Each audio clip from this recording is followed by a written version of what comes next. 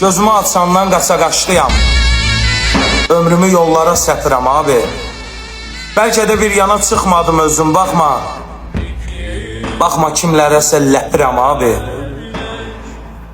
Dərdimi dillərdən yan gəzdirirəm.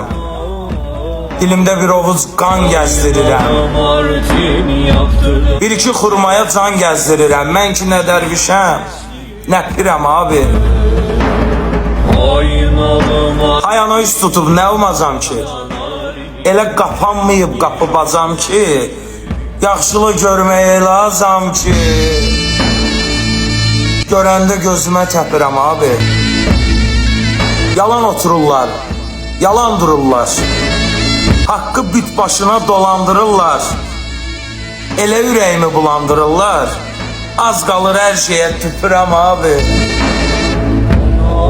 Harda dolaşıq var rastıma çıxır. Çözürəm, bir ucu dostuma çıxır.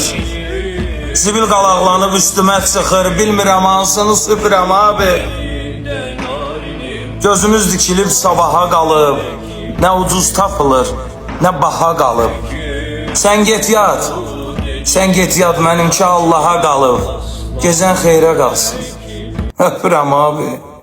Hə?